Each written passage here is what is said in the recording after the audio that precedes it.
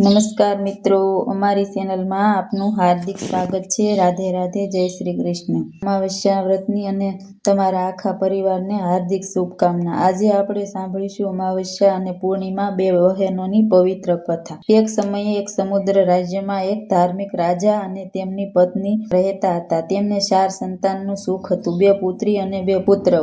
2 દીકરીઓમાં દીકરી મોટીનું નામ પૂર્ણિમા હતું અને નાનીનું નામ અમાવસ્યા હતું. પૂર્ણિમા ઘરની લક્ષ્મી જેવી હતી. સવારે ઉઠી બધા ઘરના કામ કરતી, રસોઈ, સફાઈ, કપડાં ધોવા, દરેક કામ તે અત્યંત સારી રીતે અને હસતા મુખે કરતી. કામ પૂરું થતાં ભગવાનની પૂજા અર્ચનામાં બેસી જતી. તેના હાથમાં હંમેશા તુલસીની માળા રહેતી. આ ઉપરાંત તેને એટલા નિયમો હતા: રોજ ગૌ સેવા કરવી, ગાયને ઘાસચારો આપતી, તેના ખૂર સાફ કરતી, દૂધ કાઢતી અને પ્રેમથી તેની સેવા કરતી. લોકો કહેતા કે પૂર્ણિમા સંપૂર્ણ ચંપન છે, પરંતુ તેમની નાની બેન અમાવસ્યા તદ્દન વિરુદ્ધ હતી. તેને ઘરના કોઈ કામ કરવામાં રસ નહોતો. આખો દિવસ આરામ કરતી, સુંદર વસ્ત્રો પહેરવા અને અન્ય આદેશ આપવા એ જ એનો આનંદ હતો. પૂજાપાઠ તો તેના માટે બિલકુલ વ્યર્થ હતો અને ગૌમાતાની સેવા તો તે સ્વપ્ને પણ ન કરતી. અહંકારી અને આળસુ સ્વભાવની હતી. આશ્ચર્યની વાત તો એ હતી કે પૂર્ણિમા જેવી ગુણવાન હોવા છતાં રાજા અને રાણી પોતાની બંને દીકરીઓ અમાવસ્યાને પ્રેમ કરતા. પૂર્ણિમાને ઓછું માન આપવામાં આવતું અને તેની સાથે સ્પષ્ટ ભેદભાવ રાખવામાં આવતો. પૂર્ણિમા આ બધું શાંતિથી સહન કરે અને મનમાં ભગવાનનું નામ લીએ રાખતી.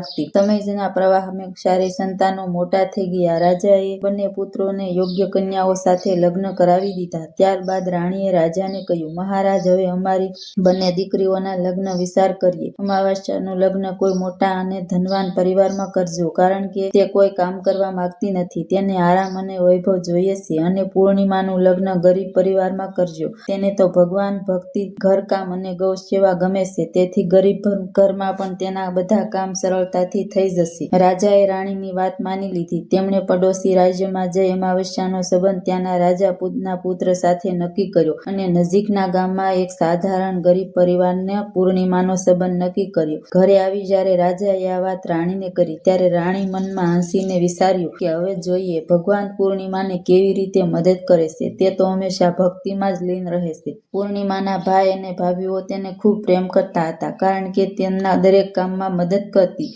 જ્યારે અમાવસ્યા કોઈ મદદ ન કરતી, હંમેશા અહંકારમાં રહેતી. થોડા સમય પછી બંને બહેનોના ધામધૂમથી લગ્ન થઈ ગયા. વિદાયના સમયે રાજા રાણીએ અમાવસ્યાને ઘણું સોનું, ચાંદી, વસ્ત્રો અને ધન આપ્યું, પરંતુ પૂર્ણિમાને કાંઈ જ ન આપ્યું અને ખાલી હાથે વિદાય કરી. પૂર્ણિમા હસતા મુખે અને ભગવાનનું નામ લેતી વિદાય થઈ ગઈ. બંને બહેનો પોતપોતાના સસુરાલમાં પહોંચી ગઈ. થોડા દિવસ પછી અમાવસ્યાએ પોતાના સસુરાલમાં શિવજીની કથા રાખી. ગામના ઘણા લોકોને આમંત્રણ આપવામાં આવ્યું, પરંતુ પૂર્ણિમાને કોઈ આમંત્રણ મોકલવામાં આવ્યું જ નહીં. ગામની અન્ય સ્ત્રીઓ સાથે પૂર્ણિમા પણ કથા સાંભળવા ગઈ. અમાવસ્યાએ તેને જોઈને તિરસ્કારથી કહ્યું, અરે, મેં તને બોલાવી જ ન હતી અને આવી ગઈ છે તો ચૂપચાપ એક ખૂણામાં બેસી જા. કોઈને એમ પણ ન કહેતી કે તું મારી બહેન છે.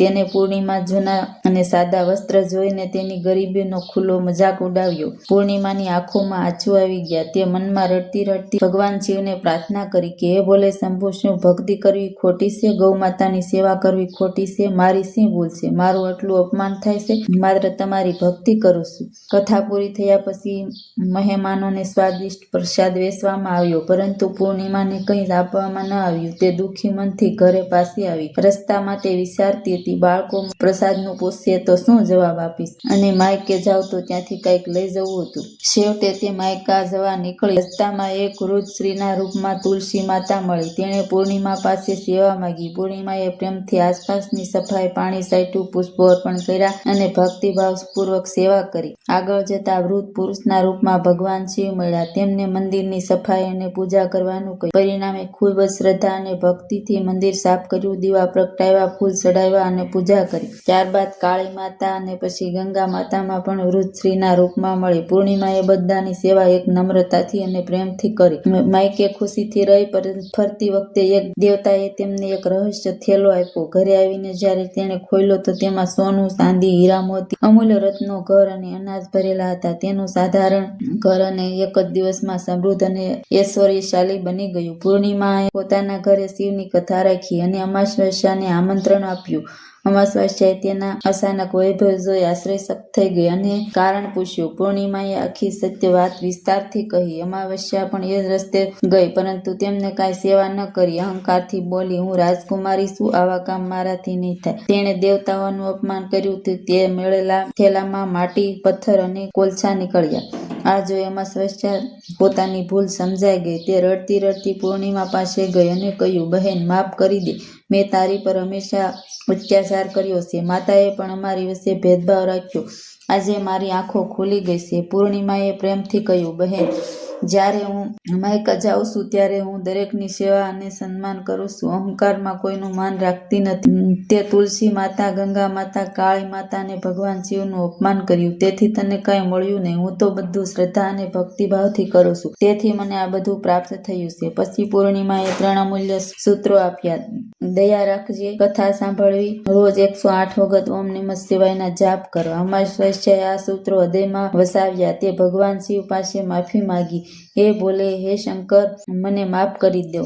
મેં મારી બહેન પર અત્યાચાર કર્યો છે. હવે હું સંપૂર્ણ વિધિથી પૂજા કરીશ. ત્યારબાદ તેણે ગૌમાતાની સેવા કરી, બીજાની મદદ કરવા લાગી અને નમ્રતાથી જીવન જીવવા લાગી. ધીરે ધીરે તેનું ઘર ધન-ધાનથી પરિપૂર્ણ થઈ ગયું. બોલો ભોલે શંભુ કી જય. આ હતી અમાવસ્યા અને પૂર્ણિમાની પવિત્ર કથા. આ કથા અમાવસ્યા તથા પૂર્ણિમાના વ્રતનો દિવસ હાથમાં પુષ્પ લઈને જરૂર સાંભળજો. ભગવાન ભોલેનાથ અને શ્રી હરિ વિષ્ણુ તમારી તમામ મનોકામના પૂર્ણ કરશે. કથા પસંદ આવી હોય તો વિડીયોને લાઈક કરો, ચેનલને સબસ્ક્રાઈબ કરો અને કમેન્ટમાં ભોલેનાથ જરૂર લખજો. જય શ્રી કૃષ્ણ.